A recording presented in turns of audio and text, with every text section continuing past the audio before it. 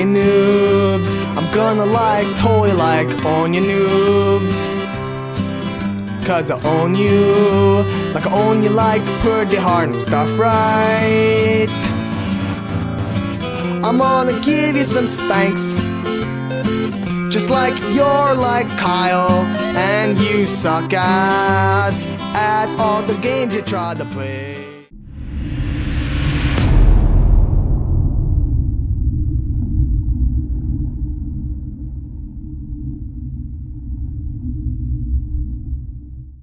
Hey, what's good with y'all, man? It's your boy Tick, aka Game Fanatic, Michael Jordan Game, and also the Rebel YouTube Underground. This is my Rainbow Six Siege Alpha impression. Can't review the game because it's not, full game. But anyway, this is my impressions video. I watched everybody else drop theirs. I'm a little late on mine, but hey, I'm a part-time YouTuber now because I'm a full-time worker. So I don't have time to upload videos like that. So I had to pick a good day when I'm off and everything, and I don't feel like doing anything else. I don't have anything else planned to actually do a video, which is now. So that's why you see this video. But anyway, man, Rainbow Six Siege. How do I feel about it? Well, the gameplay was pretty cool, but I can really say that my suspicions were correct when I made all the videos judging the gameplays that we saw back in the game conventions and things like that. I can say that they're all true right now. Now, this is an alpha. It is subject to change, and there are bugs and glitches in there. And I mean, there are a lot of bugs. I mean, the first time I played the game, I remember starting off as a little robot that you use to find the hostages when you're the cops. It spawned me under the airplane, like not below the airplane, not on the ground. I was actually in the airplane, but I was below the map part of the airplane, so I couldn't find anything and I couldn't move anywhere. So there are bugs, and there was also a time where I was in a room with the hostage, and there was a guy that was behind me, and I looked back at him again, and all I saw was an invisible man holding a gun and a gun on his hip.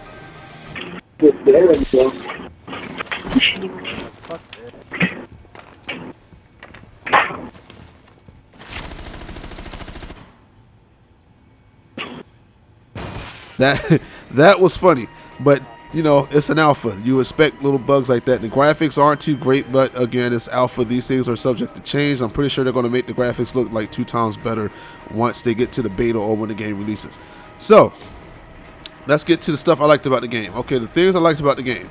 I like the whole the destructibility thing. Now, the destructibility is only for certain things in the map. It's not like the whole map is destructible. It's only certain parts of the map, like certain walls, certain floors, things like that. You can blow up using C4 and stuff like and other crap. But that's the only as far as it goes. And when I first played the game, I didn't know the map, so it resulted in me getting blown up by people setting C4s on walls and things like that, which were pretty funny. And it was some good wow moments. So I do like that aspect of the game. But that's like the only thing I enjoyed about the game, other than it being something fresh to play for a little bit. But I have tons of gripes. And you guys know that I've been playing Rainbow Six Vegas, multiplayer. I've been playing Rainbow Six Vegas since the first Rainbow Six. But the first multiplayer game I played online was Rainbow Six Vegas back in 2007 when I got my Xbox 360. That was actually the first game I actually played online on my 360. And it was the best shooter in my opinion on the last generation. So I am really a big fan of the Rainbow Six series. So like I said, a lot of things I was talking about in my order videos I kind of confirmed. All right, so let's get down to the gripes. I'm gonna try to make this video at least like 11 minutes hopefully. So first thing I didn't like about the game was the lack of customization. So when you first get the game and you get inside of a lobby, the first thing you notice is that they have preset characters. They have their own armor, they have their own race. You don't create a race or anything, you don't create a character whatsoever. They wear what they want, they look the way they look. You just have to choose them. And I didn't like that. The whole big thing about Rainbow Six Vegas 1 and Vegas 2 was the customization. Like, that was a huge thing about that game.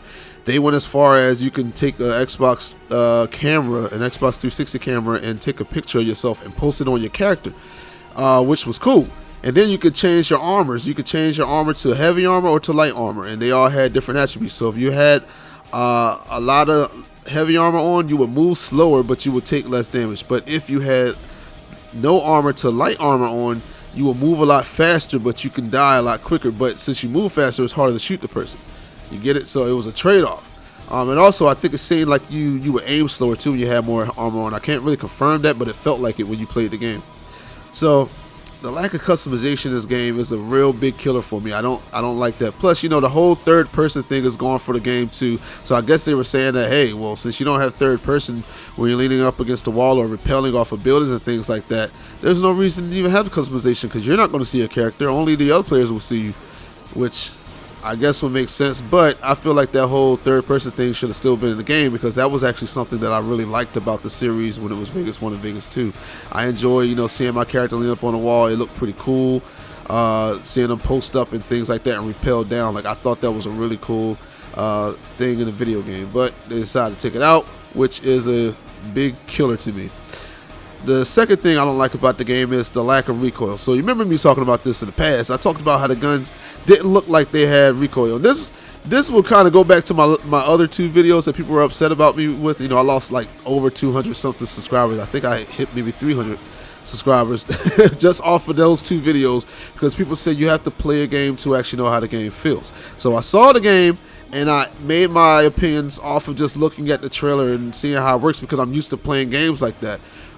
So I actually played this game and I could confirm that there is no recoil. When I was streaming it, I actually made a comment by saying that, hey man, the recoil feels like I'm playing Titanfall because it felt like you could shoot a straight line. So like there's really no recoil at all. And I remember someone tweeted me a video of a developer of the game stating that they heard about people complaining about it looked like it was no recoil, so they decided to add more recoil, and he was showing it off in the video where it was supposed to hit in random spots at pretty much most of the time with different weapons. But the thing is, I didn't see that when I was playing the game, or I didn't feel that when I was playing the game. Maybe that was a later build, or we're playing an earlier build of the game. Because it is alpha, but I'm not sure. This was like 3 or 4 months ago when this video was posted to me, so I'm not sure if they just decided to give us the older build instead of giving us the recent build that was implemented on. But there was no recoil. There was a point where I was having a shootout with a guy. He was hurting me. I was near death, and I was like, well, since there's no recoil, I might as well just lean out and just hold down my weapon because he's going to stand back up into it. So he was hiding behind a chair on the plane. I just started shooting and he stood up right into the bullets because I was shooting a straight line, and I took his head off because it has one-shot headshot kills, which is a plus.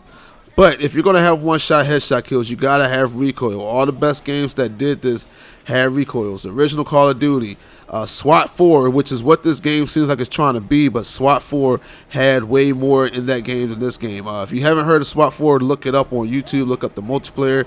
That game was amazing. It's still by far better than this game. It's a slower paced game, but even at slower pace, it felt amazing. First of all, you also had non-lethal weapons on that game. It was the same concept, find a hostage and everything. You could have that kind of game mode, or you could just play team deathmatch or whatever. But you had non-lethal weapons where, like, you had a beanbag shotgun or a pepper gun, paintball gun, paintball gun, yeah. And you could shoot someone and put them in a state where they can't fire back at you, and you can run up and actually arrest them, and you get more points that way. But they don't even have that on this game. I asked somebody, I was like, are there non-lethal weapons in this game and you can arrest people? And he said yes, but I didn't find it at all while playing the game. So maybe it's in a later build, the beta, or maybe the full game, but it wasn't in the alpha. So SWAT 4 had all of that stuff, but SWAT 4 also had a lot of recoil too in the game. And you can also choose to wear light armor or heavy armor, and it had the same, aspects as Rainbow Six Vegas and Vegas 2 did. So that was a great game. This game falls short compared to that game. Remember, that game came out in like 2005, so that's pretty bad. The third thing I didn't like about the game is the heavy ADS in the game. There's tons of ADS, and it felt like I was playing Call of Duty. The movement speed, I mean, it has that jerky movement like Call of Duty. They aim down a sight quickly, like the what was that perk in Modern Warfare 3 where you can aim down a sight a lot faster. It felt like your characters all had that. And that's bad. And I know that it sounds nitpicky, but you gotta remember, guys, I came from the generation, from shooters back in the day on PC from 2004 to like 2007, before Call of Duty 4 came out, where games were all hipfire heavy when it came to shooters. The original Call of Duty was hipfire heavy. Black Hawk Down, hipfire heavy. SWAT 4, hipfire heavy. The only time you would aim down a sight is to, make sure you got a precise shot on someone moving at a distance, or someone poking their head out far away from you so you can get a one-shot headshot kill. That was the only time you would do it, because if you would do it spray your weapon while aiming down the sight, you were shooting up at the sky. And that was even on Vegas 1 and 2. But you remember Vegas 1 came out before Call of Duty 4 came out, and Vegas 2 came out a little bit after. So, you know, this was before all the games were starting to jump on that Call of Duty bandwagon to try to get sales off the casual gameplay. So, you know, Vegas 2, even though it came out after, it still had that realism, because it was like, well, shoot, I'm still a competitor against it. So they didn't, you know, conform to the Call of Duty way of playing.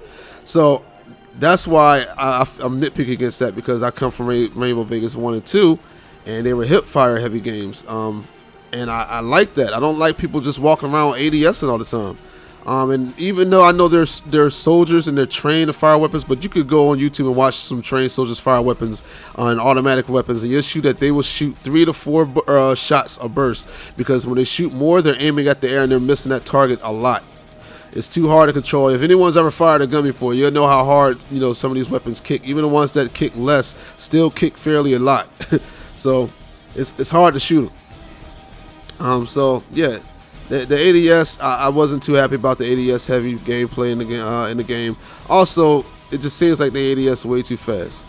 Along with the gunplay, man, the gunplay, you know, when you played Vegas, there were times where you would have battles with someone that's right in front of you, and you guys would have to reload 2 times before you kill somebody. That was another great thing about Vegas, like especially when we used to play Team Unlimited clan matches. Watch us, one of my teammates go one against another player, and they're just having this shootout, and you're just sitting there at the edge of your seat like, oh my God, is he going to clutch this out for us? It was crazy, but you don't have that in this game, because there's no recoil, and you can just hit somebody a lot.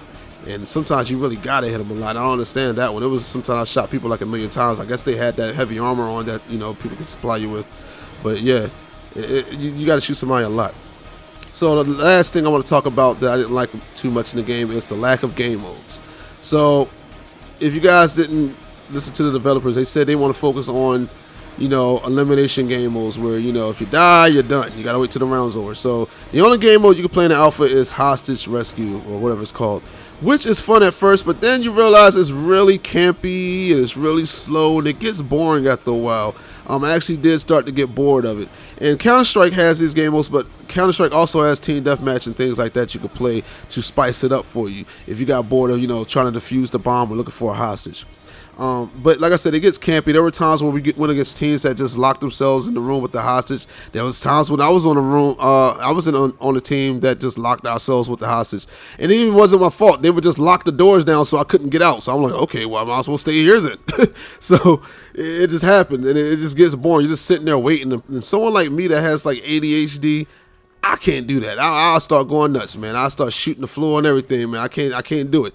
So they gotta add more game modes to the game. I know they want to focus just on, you know, elimination kind of game modes, but no, you gotta add some kind of a domination or team deathmatch or something into the game to spice it up, and also terrorist hunt.